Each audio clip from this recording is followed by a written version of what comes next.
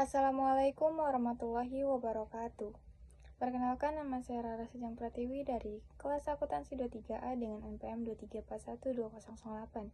Di sini saya akan menjelaskan mengenai pelaporan kepemilikan antar perusahaan. Nah, selanjutnya ada definisi. Pengertian laporan kepemilikan antar perusahaan mengacu pada kewajiban perusahaan untuk melaporkan informasi mengenai struktur kepemilikan saham atau investasi yang dimiliki oleh satu perusahaan di perusahaan lainnya. Hal ini dilakukan karena transparansi dan kepatuhan terhadap peraturan yang berlaku. Nah, selanjutnya ada tujuan pelaporan kepemilikan antar perusahaan. Terdapat 3 tujuan. Yang pertama, transparansi keuangan, yaitu untuk memastikan semua pihak yang berkepentingan memiliki informasi yang jelas mengenai kepemilikan. Yang kedua, mencegah benturan kepentingan, yaitu mengidentifikasi dan menghindari potensi konflik yang timbul dari hubungan antar perusahaan. Yang ketiga, kepatuhan terhadap peraturan, yaitu untuk mematuhi peraturan dan undang-undang yang mengatur pelaporan kepemilikan. Selanjutnya ada jenis. Jenis pada pelaporan antar kepemilikan perusahaan terdapat 3, yaitu kepemilikan saham langsung, kepemilikan saham tidak langsung, dan kepemilikan dalam bentuk investasi. Yang pertama, kepemilikan saham langsung. Saham yang dimiliki secara langsung oleh perusahaan induk. Yang kedua, kepemilikan saham tidak langsung, yaitu saham yang dimiliki melalui anak perusahaan atau afiliasi.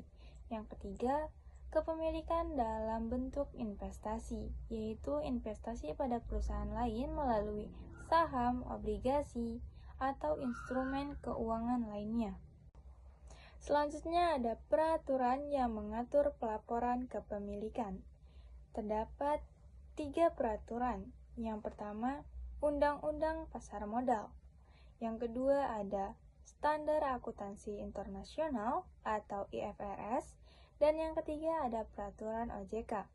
Yang pertama, peraturan pada Undang-Undang Pasar Modal, yaitu memastikan keterbukaan informasi di pasar modal.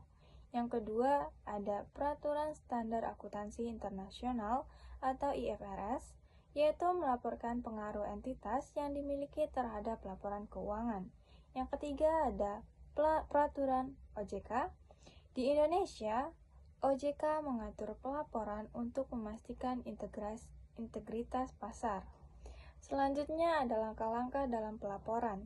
Terdapat 4 langkah. Yang pertama, identifikasi entitas yang dimiliki, yaitu tentukan semua perusahaan yang dimiliki baik secara langsung maupun tidak langsung.